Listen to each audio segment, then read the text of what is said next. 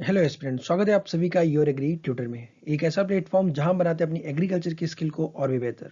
Aspirants, आज की video में हम कवर करेंगे एग्रीकल्चर करंट अफेयर फरवरी 2021 का। अगर आप चैनल पर नए हैं तो चैनल को योर एग्री ट्यूटर नाम से सब्सक्राइब कर लें और बेल आइकन को प्रेस करना ना भूलें वीडियोज़ की नोटिफिकेशन को सबसे पहले पाने के लिए। तो चलिए शुरू करते हैं। यूनियन एग्रीकल्चर मिनिस्टर ने अवार्ड डिस्ट्रीब्यूट किया है पीएम किसान स्कीम के अंतर्गत ऐसे राज्यों और ऐसे जिलों के लिए जिन्होंने टॉप परफॉर्म किया है। पहला अवार्ड दिया गया कर्नाटक राज्य को आधार ऑथेंटिकेटेड बेनिफिशरीज को सबसे ज़्यादा ऐड करने के लिए। दूसरा अवार्ड दिया गया महाराष्ट्र राज्य को सबसे ज़्यादा शिकायत निवारण के लिए पीएम किसान स्कीम के अंतर्गत। तीसरा अवार्ड उत्तर प्रदेश राज्य को दिया गया है सबसे तेज पीएम किसान स्कीम को अधिग्रहण करने के लिए लागू करने के लिए। एस्पिरेंट्स, वीडियो को आगे बढ़ाने से पहले आपके लिए क्वेश्चन है। सिक्किम राज्य की लाल चेरी मिर्च, जो विश्व की सबसे तीखी मिर्च जानी जाती है, उसको geographical indication tag GI tag दिया गया है department for promotion of industry and internal trade के द्वारा। सिंपली आपको उस मिर्च का नाम बताना है कमेंट बॉक्स में। आपको इसका सही आंसर हम देंगे वीडियो के एंड में।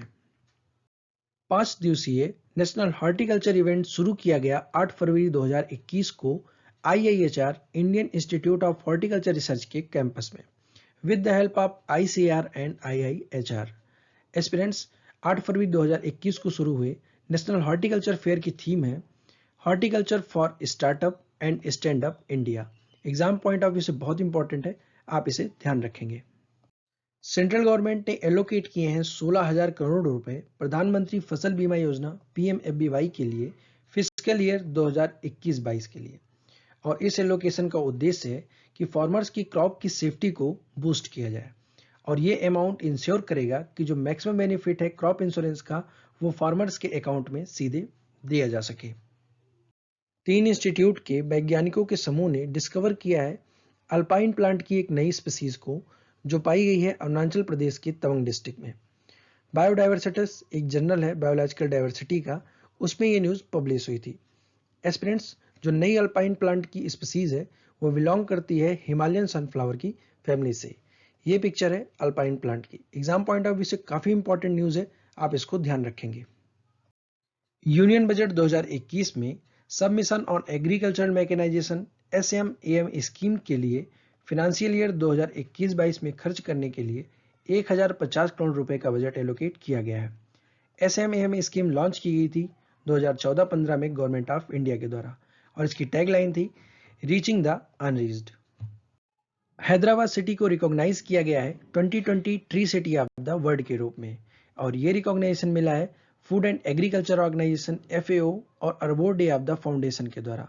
इस रिकॉग्नाइजेशन की वजह है कि हैदराबाद सिटी में अर्बन फॉरेस्ट को ग्रो भी किया गया है और साथ ही साथ उन्हें मेंटेन करके भी रखा गया है।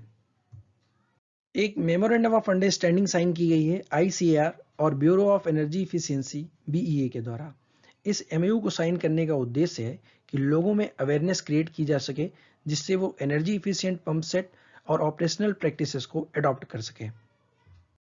इकोनॉमिक डेवलपमेंट और नेशन बिल्डिंग में agriculture sector important role play करता है, इसीलिए गवर्नमेंट ऑफ इंडिया ने एक नई सेंट्रल सेक्टर स्कीम लॉन्च की है जिसको टाइटल दिया गया है formation and promotion of 1000 farmers producer organisations और इस योजना के लिए बजट एलोकेट किया गया है 6865 करोड़ रुपीस का।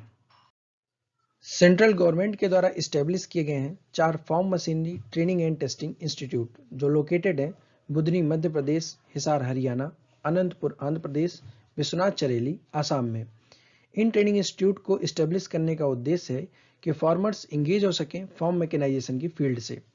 अभी तक इन इंस्टीट्यूट में 10,065 ट्रेनिंग कर चुके हैं। बी कीपिंग एक पार्ट है इंटीग्रेटेड फार्मिंग सिस्टम का। इस बात को ध्यान में रखते हुए गवर्नमेंट ने अलॉट किया है 500 करोड़ रुपए national bee keeping and honey mission NBHM के लिए और ये एलोकेशन किया गया है 3 इयर्स के लिए जो होगा 2020-21 से लेकर 2022-23 तक। NBHM मिशन अनाउंस किया गया था आत्मनिर्भर भारत स्कीम के एक पार्ट के रूप में। NBHM का उद्देश्य है कि जो स्वीट रेवोल्यूशन है उसके गोल को अचीव करना। Union agriculture minister Shri Narendra Singh Tomar ji ने वर्चुअली एड्रेस किया है वर्ल्ड पल्स डे के इंटरनेशनल इवेंट को जो ऑर्गेनाइज किया गया था इटली के रोम में। उनका कहना था कि टोटल पल्स प्रोडक्शन का वर्ल्ड के टोटल पल्स प्रोडक्शन का 23.62% हिस्सा अकेले भारत प्रोड्यूस करता है। ये डेटा है 2019-20 का। श्री तोमर का कहना है कि पल्सेस भारत के नेशनल फूड सिक्योरिटी मिशन का एक अहम हिस्सा है। Aspirants exam point of view से काफ़ी इंपॉर्टेंट न्यूज़ है। गवर्नमेंट ऑफ इंडिया ने लॉन्च किया है एक मल्टी मिनिस्ट्रियल प्रोग्राम जिसका नाम है गोवर्धन वेस्ट टू वेल्थ। ये लॉन्च किया गया था स्वच्छ भारत मिशन ग्रामीण के फेज सेकंड के अंतर्गत।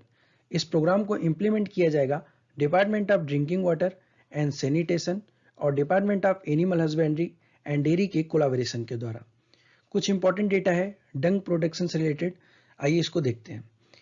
एनडीडीबी के अकॉर्डिंग कंट्री का एक बोवाइन पर डे 15 किलो डंग प्रोड्यूस करता है और पर ईयर 1655 मिलियन टन डंग प्रोड्यूस करता है। The animal welfare board of India AWBI जो एपेक्स बॉडी है कंट्री की welfare and protection of animals, उसने प्राणी मित्र अवार्ड और जीव दया अवार्ड 2021 डिस्ट्रीब्यूट किया है 14 इंडिविजुअल्स और ऑर्गेनाइजेशन को एनिमल वेलफेयर की फील्ड में आउटस्टैंडिंग परफॉर्मेंस के लिए।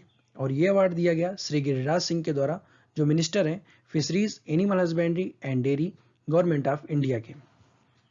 केरला राज्य के public sector Kerala state coastal area development corporation ने लॉन्च किया है एक ऑनलाइन पोर्टल जिसका नाम है परिवर्तनम। इसका उद्देश्य है कि कंज्यूमर के डोर स्टेप तक सी फूड की डिलीवरी की जाए। इस इनिशिएटिव को लॉन्च करने का उद्देश्य है improving the socio economic condition of coastal communities. Coastal communities के सोशियो इकोनॉमिक कंडीशन को इम्प्रूव करना। Indian institute of spices research के द्वारा सुगंध भारती और सुगंध अवार्ड दिए जाएंगे SYMS ACX 2021 इंटरनेशनल सिंपोजियम के दौरान। सुगंध भारती अवार्ड के लिए नॉमिनेट किया गया है PN रविंद्रन को। ये एक रिनाउंड प्लांट ब्रीडर हैं। हाल ही में गवर्नमेंट ऑफ इंडिया के द्वारा एक 100 पेज की ई बुकलेट इशू की गई है। इसका नाम है पुटिंग फार्मर्स फर्स्ट। इस बुकलेट में हाईलाइट है और सक्सेस स्टोरी है ऐसे फार्मर्स की जिन्होंने बेनिफिट लिया है कॉन्ट्रैक्ट फार्मिंग का, और ये बेनिफिट मिला है तीनों फार्म लॉज के लेजिस्लेशन लागू होने के बाद।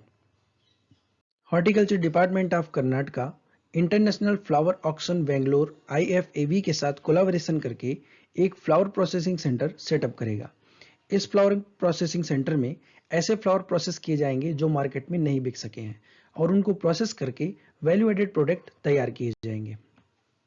The marine products export development authority MPEDA ने national cooperative development corporation NCDC के साथ एक मेमोरेंडम ऑफ अंडरस्टैंडिंग साइन की है। इस MOU को साइन करने का उद्देश्य है कि एक्सपोर्ट ओरिएंटेड मैराइन प्रोडक्ट को प्रमोट किया जाए। जूलॉजिकल सर्वे ऑफ इंडिया ने एक रिपोर्ट तैयार की है। इसमें मेघालय राज्य के ब्लू अर्थवर्म का जिक्र है। इस रिपोर्ट के अकॉर्डिंग नीले केचुए ब्लू अर्थवर्म ईस्ट खासी हिल के 300 मीटर ऊपर या नीचे तक माइग्रेट कर सकते हैं। ब्लू अर्थवर्म की लंबाई होती है 1.6 फीट।